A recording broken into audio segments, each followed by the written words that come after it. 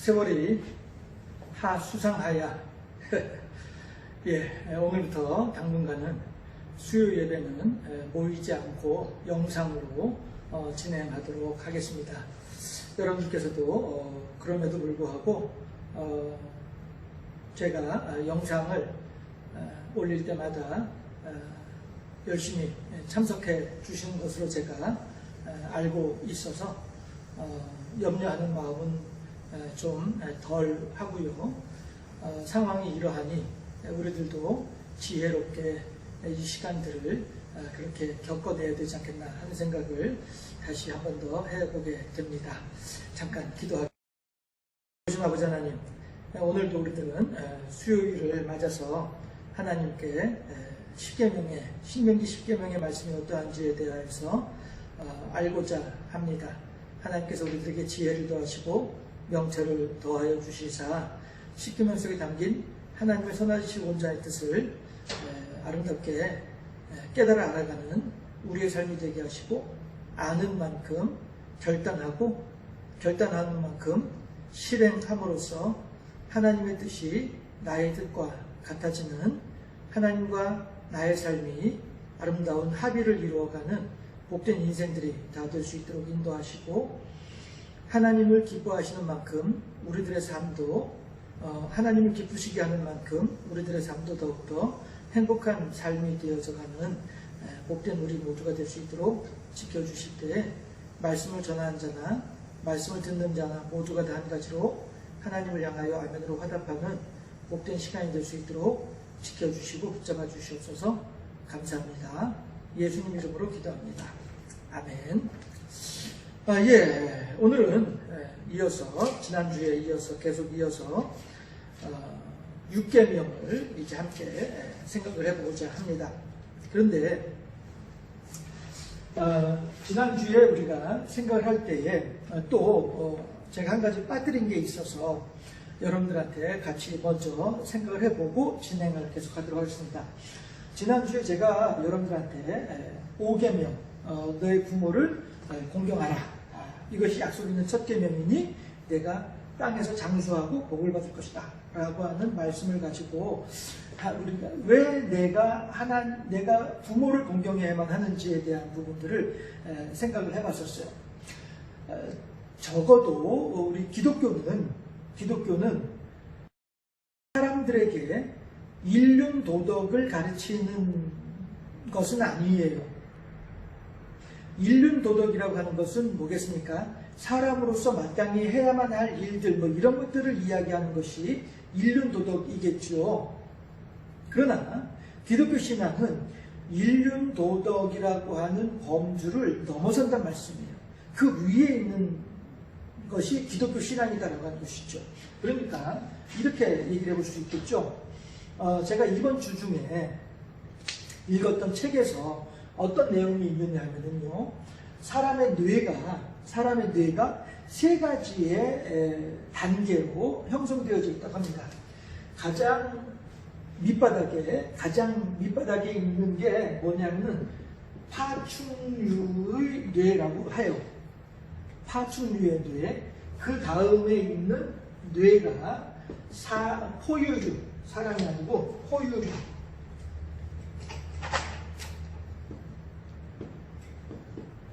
포유류의 뇌라고 합니다. 그 다음에 있는 뇌가, 이것이 사람의 뇌라고 이름을 붙이는 것이죠. 이거는 이렇게 별명을 붙이는 거예요. 이름을 붙이는 거예요. 해서 각각의 기능을 따라서. 그런데 파충류의 뇌라고 한다면은 이것은 뭘 얘기하냐? 가장 근본적인 생명을 이어나가고 그 다음에 종을 번식시키는, 하나님께서 말씀하셨잖아요. 생육하고 번성하여 땅에 충만하라 라고 말씀하셨잖아요. 바로 이렇게 생육하고 번성하여 땅에 충만하는 기능, 이 기능을 하는 존재들이 파충류란 말씀이에요.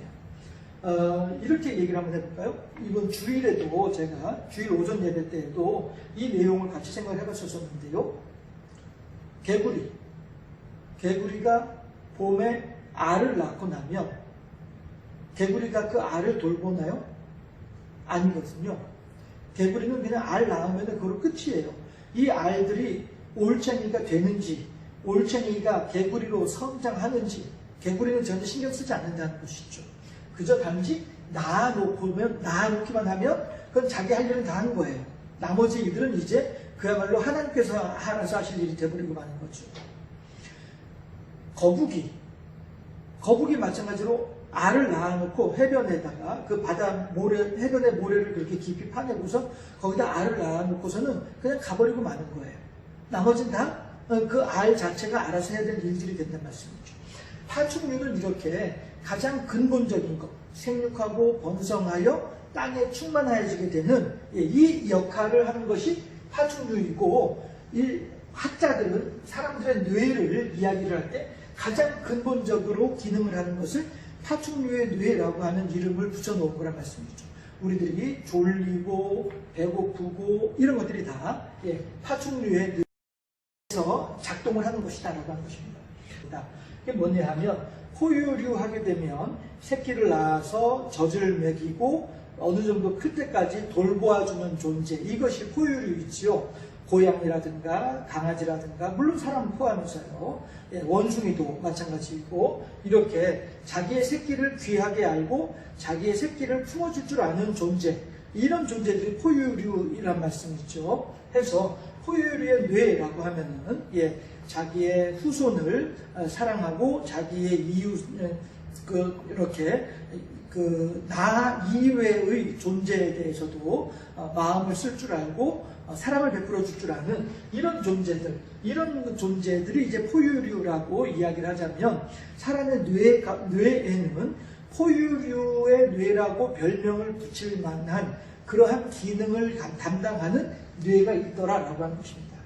그런가 하면 이제 사람의 뇌에서 가장 많은 부분을 차지하고 있는, 대다수의 부위를 차지하고 있는 부분이 어디냐면은 사람의 뇌라고 별명을 붙이는 곳인데요. 여기에서는 사람으로서의 의식, 사람으로서의 사고를 가능하게 하는 것이 이 사람의 뇌 부분이었더라라고 하는 것입니다. 그래서 이성적으로 생각을 할 줄 알고 논리적으로 이야기를 할 줄 알고 상황을 그렇게 풀어낼 줄 아는 존재, 이것이 이런 역할을 감당하는 것이 사람의 뇌이더라라고 하는 것입니다. 이런 것처럼 우리들이 신앙생활을 함에 있어서도 마찬가지로, 신앙생활을 함에 있어서도 왜 신앙생활을 하느냐라고 하는 거예요. 신앙생활을 하는 목적이 뭐냐라고 하는 것이죠. 어째서 우리들은 하나님을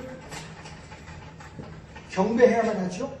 어째서 우리들은 하나님께 영광 돌려야만 하죠? 하나님하고 나하고의 관계가 어떤 존재이죠? 여기에는 신앙의 단계를 이야기할 수 있습니다. 해서 첫 번째, 파충류의 뇌와 같은 1단계라고 얘기합시다. 1단계. 1단계는 어떤 단계냐면은 그저 가장 기본적인 신앙인의 모습이 되는 것이죠. 아니, 사람의 모습이 되는, 신앙인이 아니라 사람의 모습이 되는 것이죠. 이때에는 하나님하고 나하고는 아무런 관계가 없는 단계인 거예요. 1단계가. 하나님은 하나님이고 나는 나가 되는 이런 단계가 1단계인 것이죠.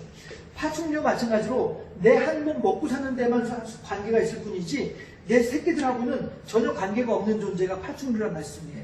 마찬가지로 우리들도 하나님하고 나하고 전혀 관계없이 그저 나 한 몸 어떻게든 잘 먹고 잘 살기를 바라는, 추구하는 이러한 단계가 1단계라고 이야기를 할 수가 있을 것입니다. 그러면 2단계가 되게 되면 어떻게 우리가 이야기를 할 수 있겠습니까? 2단계에서는 나뿐 아니라 내 주변에 있는 존재들을 생각하고 내 주변에 있는 존재들에게 마음을 쓸 수 있게 되는 단계가 2단계란 말씀이죠.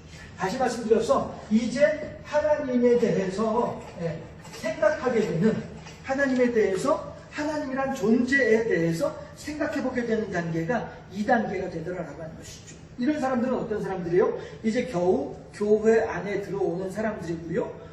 예수 믿고 천국 가자, 이런 정도의 수준의 사람들이 2단계의 사람이라고 이야기를 할 수 있겠죠. 그럼에도 불구하고 이때에도 엄연히 2단계의 신앙인이라고 한다면 이 신앙인들은 자기중심적인 신앙의 모습을 벗어나지 못하고 있는 거죠. 해서 극한 상황 속에서 나의 생명이 위협을 받게 되어질 때에는 어쩔 수 없이 포기를 할 수밖에 없는 이것이 포유류가 가지고 있는 한계란 말씀이에요. 여러 가지로 그 가슴 아프고 안타까운 그런 상황들을 이야기할 수 있겠으나, 그런 것들을 다 이렇게 얘기하기보다는 다시 말씀드려서 하나님을 이용하는 단계, 예수 믿고 천국 가자. 내가 이번에 병이 들었는데 이 병을 고치려고 하다 보니 교회를 다녀야만이 병을 고칠 수 있겠다. 이러한 정도의 신앙의 수준들. 하나님을 향하여서 무엇인가 헌신하고 수고하는 것 이전에 어떻게 하면 내가 하나님으로부터 받아낼 수 있을까를 먼저 생각하는 신앙의 수준 단계. 이런 단계들이 바로 우리가 보면은 포유류의 뇌와 같이 2단계의 신앙의 수준이라고 이야기를 할 수가 있겠죠. 그런데 하나님께서는 우리들한테 단지 이 정도 수준에서 우리들과 관계를 맺고 싶어 하는 하나님은 아니라는 것입니다. 하나님은 도리어 이러한 저급한 수준, 낮은 수준의 신앙을 벗어나서 보다 더 고급된, 보다 더 고급진 신앙인이 되기를 바라시는 분이 하나님이란 말씀이죠. 그리고 하나님께서는 그렇게 우리들한테 보다 더 좋은 것을 우리들에게 베풀어 주기를 원하시는 분이 하나님이시란 말씀이죠. 단지 우리들의 영혼의 구원, 우리들의 지옥 갈 인생들이 지옥에 가지 않고 천국에 가는 것, 이것만 소중한 것이 아니고, 이것만 중요한 것이 아니고, 하나님께서는 여기에만 머물러 계신 하나님이 아니고 도리어 어떤 하나님이에요? 그보다 더 높은 것에게 전해주기를 원하시는 분이 하나님이란 말씀이죠. 이렇게 표현을 할 수 있을까요? 하이어라고, 보다 더 높은 단계를 하나님께서 우리들에게 보여주기를 원하시고 알려주기를 원하신다는 말씀이에요. 제가 여러분들한테 자주 인용하는 것처럼 게하시, 아람 군대가 둘러싸고 있을 때에 게하시는 두려워하고 떨고 있었습니다. 내 인생 끝났다라고 하는 절망감에 빠져 있었던 사람이 게하시였었습니다. 그러나 그 게하시가 그의 영안을 열어서 하늘의 불말과 불병거가 아람 군대를 도리어 포위하고 있다는 사실을 알게 되니 어떻게 해요? 게하시의 절망스러웠던 순간이, 그 시간들이 한순간에 바뀌고 마는 것이죠. 한순간에 변해서 도리어 기쁨과 환희의 시간으로 변하고 말더라라는 것입니다. 아마도 저는 그래서 그 장면을 생각할 때마다 그런 생각이 드는 거예요. 게하시는 그걸 보았을 것이다. 아람 군인 가운데 어느 누구 하나라도 나를 향해서 화살을 쏘려고 하면은 하나님의 천군이 나에게 화살을 쏘려고 하는 그 병사를 향하여서 그 병사가 내게 화살을 쏘기 전에 먼저 천군이 그 병사를 향하여서 조준사격을 할 것이다 라고 하는 사실을 게하시가 인식했을 것으로 저는 생각을 한다는 것이죠. 그 장면을 상상할 때마다, 그 장면을 생각할 때마다 저는 그런 생각이 들어요. 맞아, 그랬을 것 같아. 게하시는 천군과 천사가 이렇게 나를 세밀하게, 세심하게 나를 보호하고 있다는 사실을 알고 났을 때에 비로소 안심하고 하나님을 찬양할 수 있었을 것이야 라고 하는 생각이 들도록 하는 것이죠. 다시 말씀드려서 하나님은 우리들한테 단지 2단계의 하나님으로 우리들과 교제하고 교통하려고 하는 하나님이 아니고요. 3단계가 되는 거죠. 3단계 해서 하나님과 내가 하나가 되어지는, 플러스가 되어지는, 이게 어떻게 보면 X자처럼 보이겠지만요. 이렇게 둘이 이렇게 그어지는 거예요. 해서 하나님과 내가 연합이 되어지게 되는, 하나님과 내가 서로 교차하게 되는, 서로 마주치게 되는, 사거리가 서로 마주치는 길이 사거리지 않습니까? 하나님과 내가 그렇게 만나게 되는 이 단계, 이 수준이 하나님께서 우리들에게 원하시고 베풀어 주기를 원하시는 신앙의 수준이고 단계란 말씀이죠. 우리들도 마찬가지로 이 정도의 수준으로는, 이 정도의 수준으로 성장하기를 하나님께서 바라신다는 것이죠. 해서 우리들은 처음에 신앙생활을 할 때에는 이 2단계로 신앙생활을 시작하는 거예요. 몸에 병이 들었어요. 내가 사업에 실패를 했어요. 내가 뭔가 삶의 의미를 못 찾겠어요. 어려워요. 그 옆집 사람이 하도 귀찮게 교회 가자고 해서 나 그냥 따라 나왔어요. 이런 식으로 해서 2단계는 미성숙한 신앙의 수준이란 말씀이에요. 그러나 하나님께서는 이 2단계에 머물러 있는 것을 원하시는 것이 아니라 3단계의 신앙으로 올라와서 하나님과 우리가 서로 합체가 되어지고 합일이 되어지고 하나가 되어지고, 그래서 나의 품은 뜻 주의 뜻같이 되게 하여 주시옵소서 라고 고백할 수 있을 만큼의 성숙한 신앙인으로 세워지기를 바라시는, 이것이 하나님께서 우리들에게 원하시는 신앙의 수준이란 말씀이죠. 하나님께서 우리들로 하여금 단순하게 포유류의 뇌의 수준에 머물러 있는 것이 아니라 사람의 뇌가 되어져서 이런저런 앞뒤 논리적으로 생각을 하고 그 생각 속에서 어떤 이성적인 사고와 판단을 하게 되고 이런 수준의 사람으로서의 삶을 살아가는 것을 우리들에게 원하시는 것처럼, 하나님께서는 우리들의 신앙이 3단계의 신앙, 다시 말씀드려서 하나님과 내가 하나가 되어지는, 하나님과 내가 교제하게 되고 교통하게 되는 이 수준을 우리들에게 원하신 분이 하나님이시다라고 하는 것입니다. 자, 그러면 제가 왜 이 이야기를 하느냐 하면, 지난주에 했던 이야기가 부모를 공경하라고 했는데, 왜 부모를 공경을 해야 될까라고 하는 것입니다. 했을 때 나의 의지로는, 내 생각과 나의 계산으로는 내 부모를 제대로 공경하기가 쉽지가 않아요. 무슨 얘기냐면, 이것은 인간론적인 측면에서 이야기를 하는 거예요. 이 세상에 어떠한 사람이라 할지라도 나의 결심과 나의 의지를 가지고 무엇인가를 이루어낼 수 있는 사람은 없다는 것이죠. 또한 그렇게 할 수 있어 라고 하면서 그렇게 시도하는 사람들부터가 이미 어떤 사람이냐면은 이런 사람이에요. 교만한 사람인데, 어떻게 교만한 사람이냐면요, 제가 그냥 한글로 쓸게요. 엔크리스토 혹은 엔크리스토스라고도 할 수 있겠죠. 예.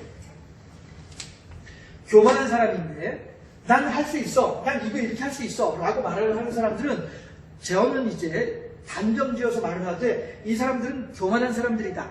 어떻게 교만한 사람들이냐면은 그리스도 안에서, 엔크리스토 혹은 엔크리스토스라고 하는 이 말 자체가 그리스도 안에서라고 하는 의미가 되는 거거든요. 다시 말씀드릴게요. 우리가 이 세상에서 숨쉬고 걸어다니고 무엇인가 일을 하고 수입을 거두어들이고 그 수입을 가지고 내가 평안하고 윤택한 생활을 하고, 이 모든 것들이 다 어떻게 하는 거예요? 하나님 안에서, 그리스도 안에서 이루어진 일이라는 것이죠. 그런데 내가 나 할 수 있어 라고 하는 사람들은 어떤 사람들이냐면은 그리스도 없이, 하나님 없이 나 혼자서 나의 능력으로 할 수 있어 라고 하는 사람들이더라라고 하는 거예요.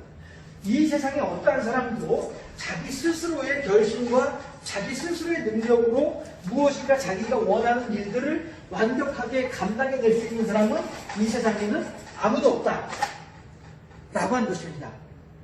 그렇게 할 수 있다라고 나서는 그런 사람들은 어떤 사람들이냐 하면은 하나님 없이 살아가는 사람들이더라 라고 하는 것입니다.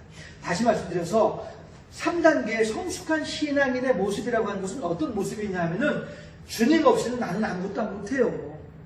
하나님께서 내게 능력을 공급해 주실 때에야만이 나는 비로소 모든 일들을 할 수 있습니다 라고 고백하는 사람들, 이런 사람들이 진정한 신앙인이고, 이런 사람들이 진정으로 3단계의 신앙, 제가 이제 표현을 하기를 3단계 신앙인의 성숙한 모습이라는 것이죠. 예, 그렇다고 한다면 다시 말씀드려서 부모를 공경하라 라고 하는 그 말 자체도 마찬가지로, 부모 공경을 내가 하려면 못한다는 거예요. 내 힘으로, 나 스스로, 나의 능력으로 하려고 한다면 한계가 있다는 거예요. 그러면은 어떻게 해야 내가 진정으로 부모를 공경할 수 있을까? 네, 하나님 안에서, 하나님을 믿는 믿음 안에서 하나님의 사명으로 생각을 하고 이 일들을 감당을 할 때, 그럴 때 비로소 내가 진정한 의미의 부모 공경을 할 수 있다. 이걸 이야기할 수 있는 것이죠. 우리들은 이것을 먼저 마음에 두고 부모를 공경해야 하니 그것이 참 공경이 되어지더라라고 할 것입니다.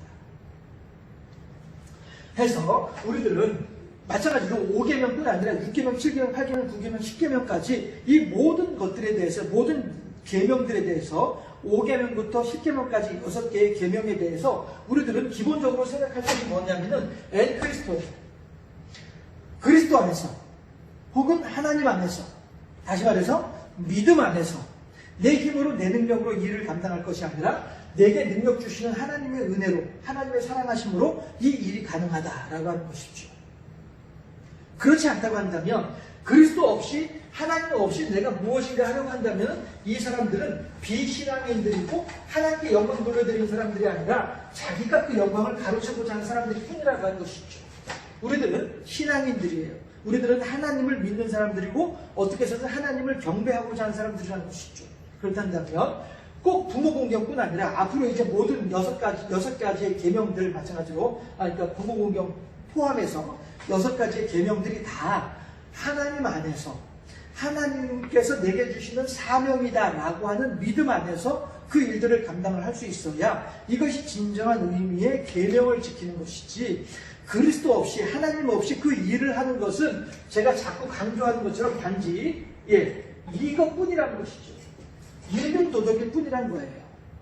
그러나 우리가 하나님의 명령이니까, 사명이니까 이 일을 감당하는 거예요. 그렇다는 것, 다시 말해서 하나님께서 내게 무엇을 원하시는지 내가 알았다는 것이죠. 사명이라고 하는 것이 뭡니까? 사명은 나의 윗사람이 내게 전해주는 나의 해야만 마땅한 일이 사명이잖아요. 그렇죠? 하나님께서 내게 사명을 주셨는데 그 사명이 뭐예요? 부모를 공경하라는 거예요. 그러면 제가 지난주에 이런 말씀 드렸잖아요. 그러면은 우리들이 하나님께서 내게 부모를 공경하라는 사명을 주셨어? 그럼 어떻게 해야 돼요? 아멘 해야 되는 거죠. 제가 영어 알파벳하고 한글을 같이 썼네요. 아멘 해야 되는 것이죠. 그렇게 함으로써, 아멘 함으로써 하나님께는 영광이 되어지게 되고, 아멘을 실천함으로써 이웃에게는 사랑을 베풀어 주게 되는 것이죠. 이게 뭐예요? 이게 바로 경청애인이 되는 거예요. 하나님을 사랑하고 이웃을 사랑하라고 하시는 예수님의 가르침이 여기에서 사명에 대해서 아멘 하는 그 순간에 이루어지게 되는 거예요. 해서 내가 하나님의 뜻에 순종함으로 말미암아서 하나님께 영광이 되어지게 되고, 하나님의 뜻에 순종하다 보니 그들에게는 은혜를 끼치게 되는 것이죠. 사랑을 베풀어 주게 되는 것이죠. 비단 5계명뿐 아니라요, 6계명, 7계명, 8계명, 9계명, 10계명까지 6가지의 모든 계명들이 다 으로 우리가 생각을 하고 계명들을 받아들이게 되면 이것이 오늘날 우리들을 향한 하나님의 선하시고 온전하신 뜻에 더욱더 가까운 모습이라고 믿습니다. 우리들 마찬가지로 앞으로도 10계명을 우리가 배우는 이유가 여기에 있는 것이고요. 10계명을 통해서 우리들이 더욱더 하나님께 영광 돌려드리고 또한 많은 사람들을 사랑하는 하나님의 계명에 더욱더 충실한, 헌신하는 그런 우리들이 됐으면 좋겠다는 것입니다. 자, 그러면 오늘은 6계명인데 6계명은 뭡니까? 이건 이제 5계명이고 6계명은 뭡니까? 살인하지 말지니라. 살인 금지. 살인하지 말지니라 라고 되어 있습니다. 마찬가지이죠. 살인하지 말지니라도 왜 사람이 당연히 사람을 살인을 하면 죽이면 이거는 일반 도덕으로 보더라도 감당할 수 없는 일이 되는 것이죠. 살인하지 말지니라. 참 아이러니하게도 말이죠. 그 교도소에 근무하는 직원들 가운데 이 사형을 집행하는 그런 사람들에 대한 이야기들이 한 번씩 이렇게 그들의 고백인지 아니면 주변에 있는 사람들이 생각한 내용인지는 모르겠으나 아무튼 그 사형을 집행하는 사람들의 어떤 가슴앓이 이런 것들을 우리가 들을 때가 한 번씩 있죠. 왜 그래요? 살인했으니까.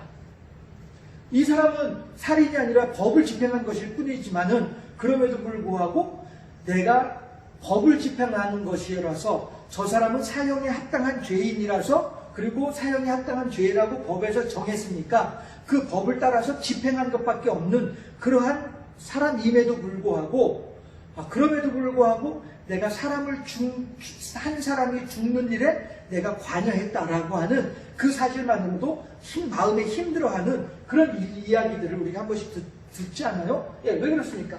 살인을 하지 말라라고 하는 것은 모든 사람들에게 있는 인류 보편적인 아까 사람의 뇌와 같이요 마찬가지로 그렇게 내가 사람으로서 사람을 죽게 만든다고 한 죽음으로 몰아간다는 사실은 그만큼 힘든 일이다라고 하는 것이죠. 그런데 일륜도덕에서도 마찬가지로 살인하지 말라. 살인에 대해서는 금지하고 있는 것이 일륜도덕도 마찬가지입니다. 그런데 우리들이 이것을 하나님의 사명으로 생각을 하고 하나님의 계명이니까 내게 맡기시는 사명으로 생각을 하고 왜 하나님께서 살인을 하지 말라고 하셨을까? 라고 한다면은 우리들은 거기서 생각해 볼 수 있는 것이 뭐냐면 첫째, 생명의 주인이 누구냐라고 하는 것이죠. 생명의 주인이 누구냐? 내가 만약에 살인을 하게 되면은 그 사람의 생명을 내가 쥐고 있는 거잖아요. 그 사람의 생명이 나의 것이 된단 말이에요. 그런데 과연 내가 그 사람이 그만큼의 생명을 가진다는 것보다는 그만큼의 생명을 누리는 데 있어서, 누리게 된 데 있어서 내가 그 사람에게 어떤 영향력을 끼쳤습니까? 하다못해 밭에 농작물은 사람이 씨를 뿌리고 물을 주고 김을 메고 풀을 뽑아주고 비료 뿌려주고 이렇게 해서 기르기라도 하지. 그렇죠? 그러나 그 사람을 위해서는 내가 무슨 일을 했습니까?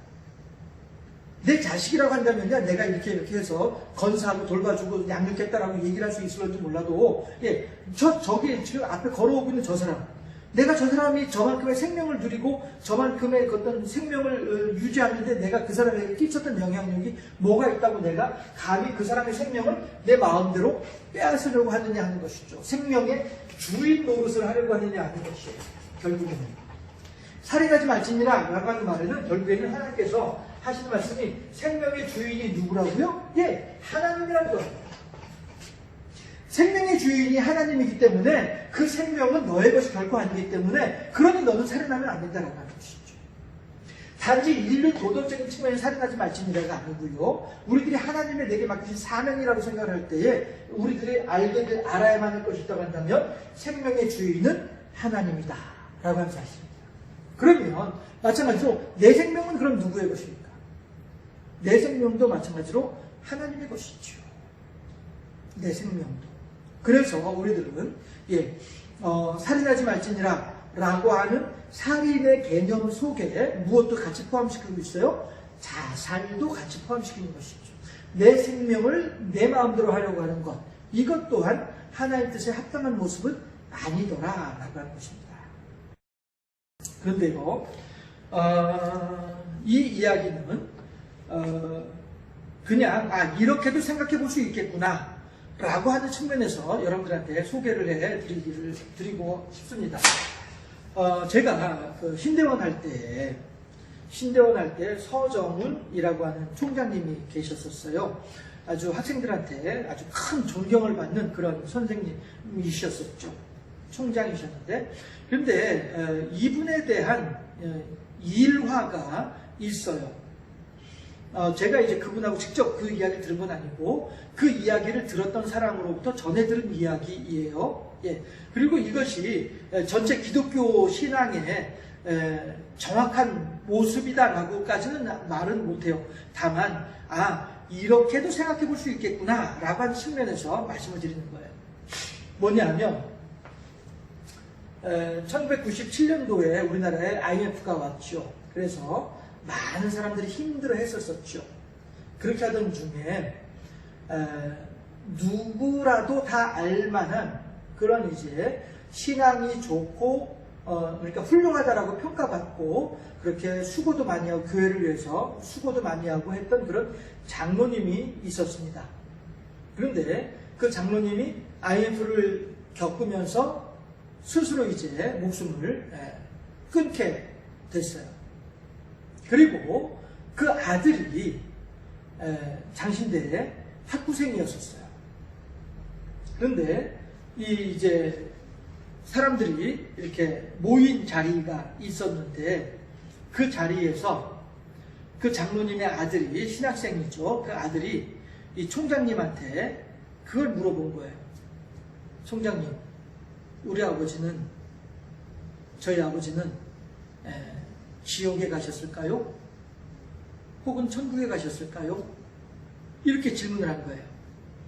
제가 처음에 말씀드렸죠. 이 이야기 시작을 하면서 그 장로님은 누가 보더라도 신앙생활을 훌륭하게 했다라고 평가받는 그러한 장로님이었었어요. 다시 말해서 그 자리에 있는 모든 사람들이 다 높게 평가하는 그런 장로님이었다는 것이죠. 그러니 그 말을 저한테 전해주는 사람이 뭐라고 얘기를 했냐면은 그 순간 그 자리의 분위기라고 하는 것이 무엇이었냐면은 서정훈 총장님이 모든 사람들로부터 존경받고 있는 이 총장님인데 이 총장님이 그래 너희 아버지는 자살했으니까 지옥 갔다 라고 말을 하면 그 일도 너무 가슴 아픈 일이고 또 아니다 너희 아버지는 천국 가셨다 라고 말을 하는 것 또한 있을 수 없는 일이고 이러한 아주 어려운 분위기였었고 힘든 상황이었더라 이렇게 그 당시의 분위기를 전해주더라고요. 그러면서 하는 얘기가 그런데 그 총장님이 뭐라고 대답을 했느냐 하면 하고 이야기를 해요. 뭐라고 하냐면 자살을 한 것은 분명히 하나님 앞에 죄인 것은 분명하지. 그 총장님의 대답이 그렇다는 거예요. 저한테 전해준 말, 그 말을 전해준 사람이 하는 말이에요. 예. 자살을 하는 것이 하나님 앞에 죄인 것은 분명하지.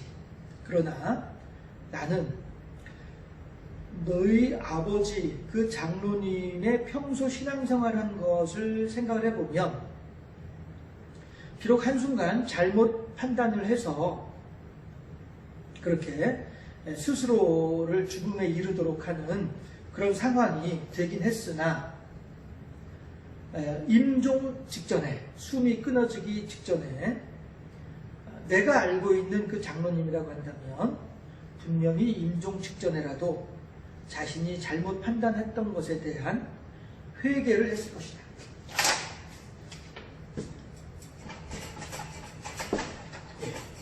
회개를 했을 것이다. 이게 막 칠판이 흔들리고 해가지고 안 그래도 못 쓰는 것이니까 더 엉망이 됐는데요. 예. 그 총장님이 하는 말씀이 나는 너희 아버지가 평상시에 신앙생활하는 것을 돌아보았을 때에 그분의 신앙심이라고 한다면 비록 한순간 잘못 판단을 해서 그런 상황에 들어갔을지라도 분명히 너희 아버지는 숨지기 직전에 하나님께 제가 잘못 판단했습니다 라고 하는 회개를 했을 것이다. 그러므로 너희 아버지가 회개를 했을 것이라고 하는 것을 전제로 너희 아버지는 천국에 갔을 것이다. 나는 그렇게 믿는다. 이렇게 대답을 하셨다는 거예요. 예. 그 총장님이 아주 지혜롭게 누구의 마음도 상하지 않게 그리고 또 그렇게 그 상황에서 매우 합리적으로 그렇게 해석을 했다라고 저는 생각을 해요. 물론 자살이 분명히 잘못된 것은 하나님의 커다란 죄인 것은 분명하지요. 그러나 예수님의 십자가라고 하는 것이 예수님의 십자가의 은혜라고 하는 것이 우리들에게 그렇게까지 거기까지도 우리들에게 은혜를 베풀어 줄 수 있는 충분한 그만큼의 넉넉함을 가지고 있는 것이 하나님의 사랑이고 예수님의 십자가가 아니겠느냐라고 하는 것입니다. 그래서 그가 자살을 했는데 천국에 갔다 안 갔다 이것이 중요한 것이 아니고요. 그만큼 십자가의 은혜의 넉넉함 하나님의 사랑의 풍성함 여기에 우리가 포커스를 두자라고 하는 것이죠. 그래서 어쨌든 생명의 주인은 하나님이다 라고 하는 것은 분명하다라고 하는 것이죠. 그 다음에 또 두 번째는 뭐냐면은 왜 하나님께서 살인하지 말라고 하셨느냐 라고 하게 되면요 사랑이 늘 여러분들한테 자주 강조하는 것처럼 하나님께서는 병천 애인을 우리들에게 주장하신다는 말씀이에요. 하나님을 공경하고 사람들을 사랑하고 이것이란 말이죠.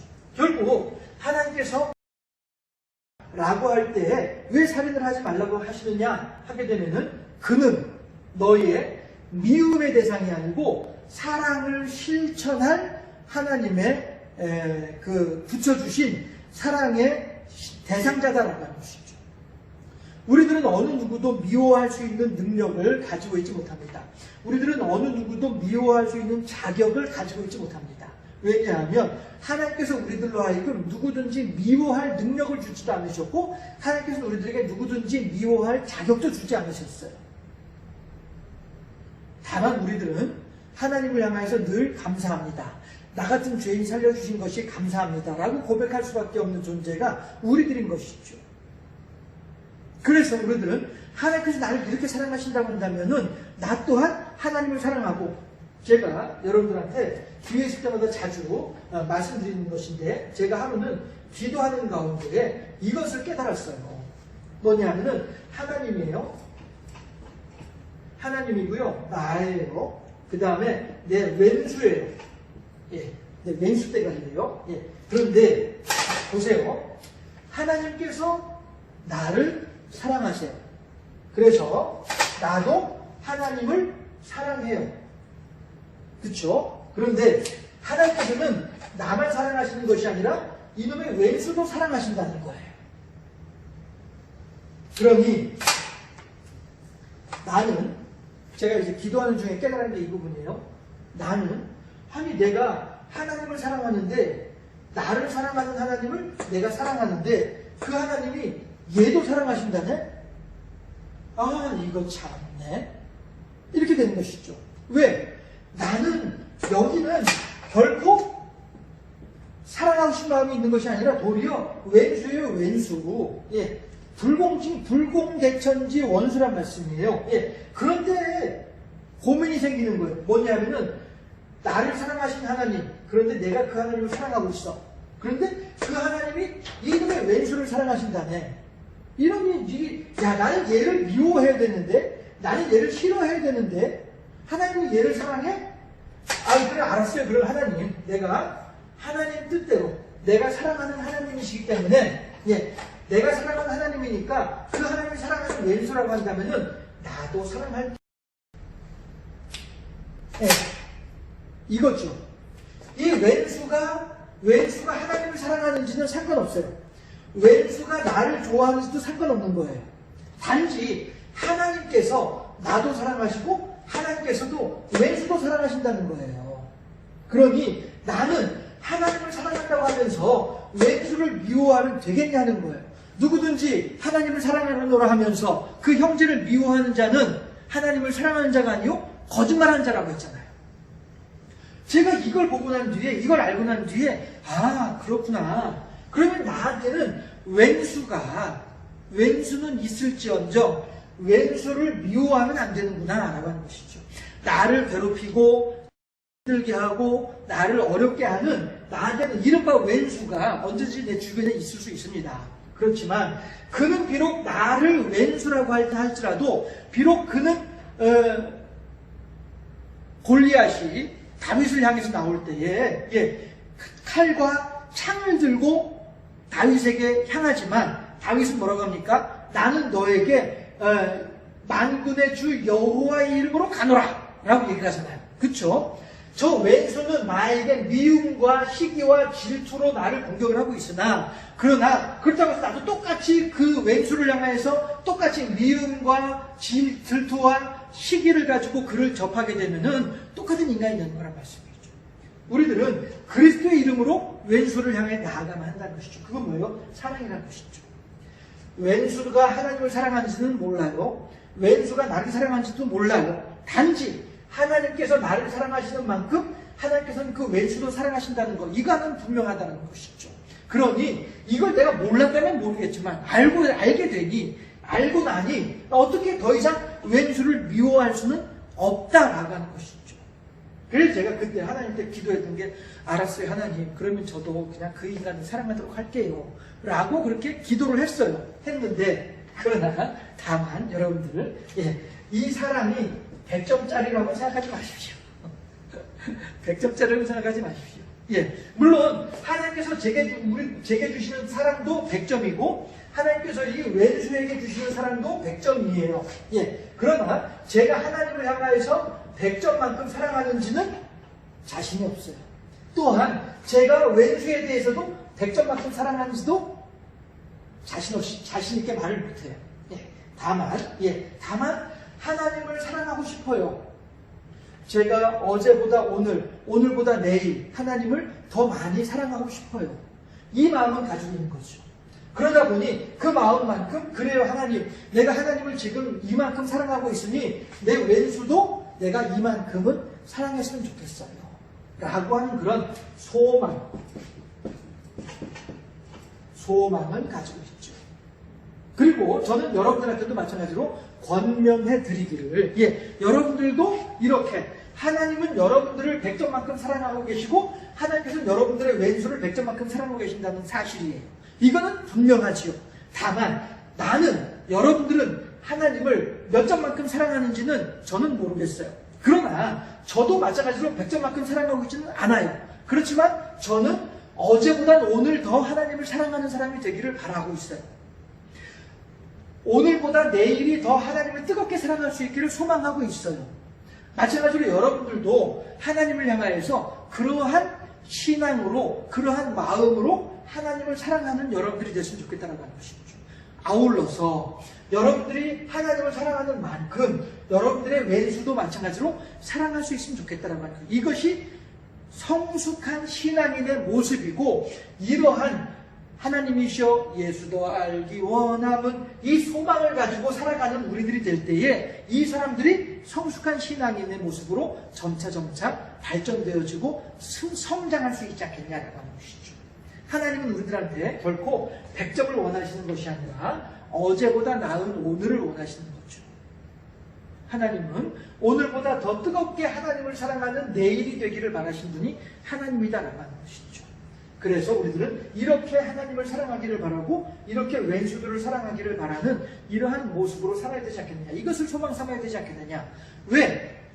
하나님께서는 사랑하라고 하셨습니까? 사랑하라고 하셨습니까? 살인하지 말라고 하시는 이유는요, 살인하지 말라고 하는 이유는 사랑하라는 뜻이에요. 더 이상 그를 미워하지 말고 그리스도의 사랑으로 그를 사랑할 수 있어야 되겠다라고 하는 것이죠. 해서 그를 미워하게 되면, 그래서 그를 죽였다 칩시다, 왼수를 갚았다 칩시다. 그 왼수를 갚고 나면 나는 뭘 합니까? 그 뒤에 나는 뭡니까? 지금까지 내가 저 왼수를 갚아야지, 거기 하나의 목적을 두고 살아왔었는데 그 왼수를 갚았어, 그래서 죽였어. 그러면 그 다음 뭐가 되냐 말씀이죠. 그보다는 그리스도의 사랑으로 그를 감싸 안아서 그를 살펴주고 돌봐줌으로 말미암아 그 왼수도 하나님을 향하여서 100점만큼 사랑할 수 있는 사람으로 만들게 되면, 그러면 그 사람하고 나하고의 삶이 훨씬 더 행복한 인생이 되지 않겠냐 하는 것이에요. 그를 죽이고 나면은, 그를 죽게 만들고 나면 그의 삶은 더 이상의 변화가 없는 거예요. 나를 미워하는 마음으로 죽은 거기서 끝나고 마는 거예요. 그렇지만 내가 그를 죽이지 아니하고 그를 사랑으로 돌봐주게 되면 그의 마음에서는 나를 미워하던 마음, 나를 미워하니까 나랑 왼수가 되지 않았겠습니까? 그럼에도 불구하고 그를 죽이지 않고 그를 그리스도의 사랑으로 섬겨주고 보살펴주게 되면 그의 마음도 어느 순간에 바뀌어서 나를 향한 사랑의 마음을 가지게 되고, 나를 향한 사랑의 마음을 가지고서 간직하고서 죽음에 이르게 된다고 한다면 그 다음에 나의 마음은 또 어떻게 했냐는 거예요. 그가 나를 미워하는 마음을 가지고 있을 때, 그를 죽였을 때의 나의 마음하고 나의 기분하고 나의 심정하고 그와 더불어 사랑하는 가운데서 그가 나를 사랑하는 마음을 간직하고 있는 상태에서 그가 죽음에 이르고 난 뒤에 그 다음에 그를 보내고 난 다음에 나의 마음의 상태하고 어떻게 다르겠느냐라고 하는 것이죠. 이것만 생각을 해보더라도 우리들은 당연히 왼수를 미워할 것이 아니라 그리스도의 사랑으로 그에게 사랑을 베풀어 주는 것이 마땅하지 않겠냐라고 하는 것이죠. 하나님께서는 우리들에게 6계명에서 살인하지 말라고 말씀하셨습니다.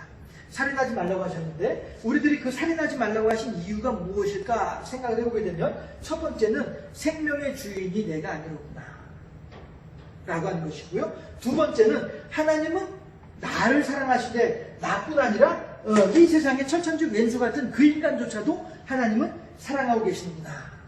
이걸 우리들이 생각해 볼 수 있어야 되겠다라고 하는 것입니다. 그래서 전에 제가 여러분들한테 레위기 공부할 때에 도피성에 대해서 여러분들한테 말씀드린 적이 있었죠. 도피성.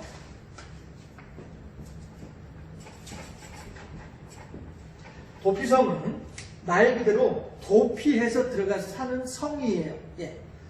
성은 이제 성벽을 높게 이제 둘러쳐가지고, 예, 그 안에서 이제 사람들이 외적의 침입을 막으면서 그 안에서 이제 편안하게 지낼 수 있는 곳이 성이죠. 해서 그 성에 들어가게 되면 이 사람은 어느 누구도 건드리지 못하는 거예요.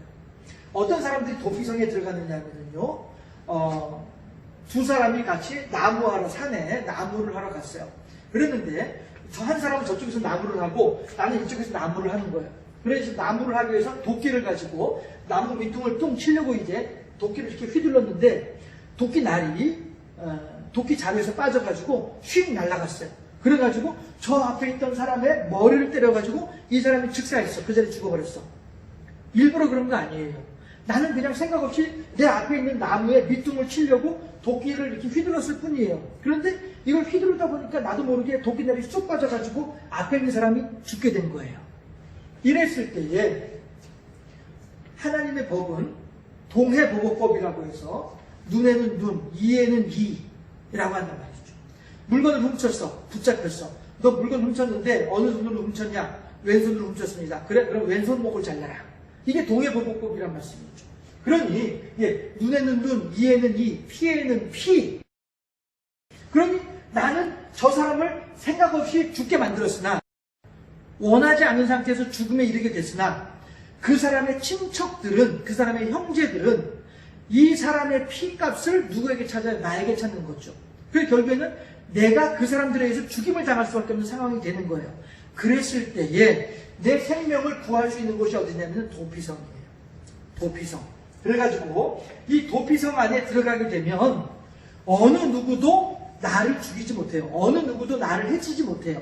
다만 내가 이렇게 이제 성이 있죠. 성이 있고 성문이 있습니다. 예, 그러면 이 안에서 이제 내가 숨어 있었어요. 숨어 있었는데 하루는 너무너무 갑갑해. 아유, 성 안에 들어있으려니까 너무너무 갑갑해. 그래가지고 소풍 가자 해가지고 도시락 싸들고서 성 밖으로 쫄래쫄래 이제 걸어 나왔어요. 나오게 되면 이때에 이 죽은 사람의 친척들이 기다리고 있다가 쫄래쫄래 소풍 간다고 나온 나를 붙잡고서 죽이게 되면 누구도 말 못해요. 그러나 내가 이 안에 들어있으면은 이 사람들은 예, 절대 이 안으로 들어오지 못하는 거예요. 이게 도피성이에요. 해서 도피성 안에만 있으면 나는 내 생명을 안전할 수 있어요. 예. 그런데 그러면 나는 그럼 평생 이 성 안에만 살고 있어야 되냐? 그건 아니에요. 예를 들어서 내가 이제 도끼를 잘 못해가지고 그 사람을 죽게 만들었어. 그런데 그때가 어느 때냐면은 예를 들어서 1062년이라고 칩시다. 예, 1062년에 그 사고가 났어요. 그 사고가 일어났어요. 그런데 1062년에 대제사장이 어차피 대제사장은 해마다 바뀌거든요. 예, 해서 이때의 대제사장이 예를 들어서 개똥이라고 합시다. 그러면 내가 1062년도에 사람이 죽는 사고가 일어났었는데 이 당시에 제사장이 개똥이에요. 그래서 나는 지금 이제 도피성 안에 숨어서 살고 있어요. 그런데 어느 때 내가 이 성에서 나와도 되느냐면은 개똥이가 죽으면 이 사고가 나던 그 해의 대제사장이 죽게 되면 그때는 나는 이제 성 밖에 나오더라도 이 사람들은 나를 해치지 못해. 이게 도피성의 규례예요. 법칙이에요. 예, 해서 다만 이 사람이 죽기 전에 내가 도피성 밖으로 나오게 되면 이 사람의 죽은 사람의 친척들, 피해 보수자라고 성경에서 나오는데요. 예, 친척들은 개똥이가 62년도에 대제사장이었던 개똥이가 죽기 전에 내가 성 밖으로 나오면은 피해 보수자들은 나를 죽여도 이게 합법이에요. 합법이에요. 그러나 피해 보수자들은 성 안에까지 들어와서 나를 죽이지는 못해요. 그건 불법이에요. 네. 그런데 개똥이가 죽었어. 만약에 1062년도에 그 사고가 일어났는데 개똥이가 3년 후에 1065년도에 3년 후에 죽었다. 그러면은 나는 1065년 이후에는 나는 도피성 바깥으로 나오더라도 피해 보수자들은 나를 건드리지 못하는 거예요. 이것이 도피성의 규례이고 율례고 규례란 말씀이에요. 예, 왜 그러냐 하면은 그만큼 사람의 생명은 소중하다라고 하는 거예요. 생명은 소중하다라고 하는 것이죠. 예, 일부러 죽은 것도 아니고, 일부러 그렇게 한 것도 아니고, 나도 모르게 그렇게 된 일인데, 이것을 가지고서 내가, 이 피해 보수자들에 의해서 죽임을 당하게 되면은, 애매한 목숨이 둘이 한꺼번에 다 사라지게 되는 것이잖아요. 그래서 하나님께서는 이만큼 생명을 소중하게 여기시면서 도피성 제도를 만들어 놓으셨더라라는 거예요. 그래서 도피성은요, 몇 가지 조건이 있습니다. 도피성까지 가는 길은요, 구불구불하면 안 돼요. 도피성까지 가는 길은요, 평탄해야 돼요.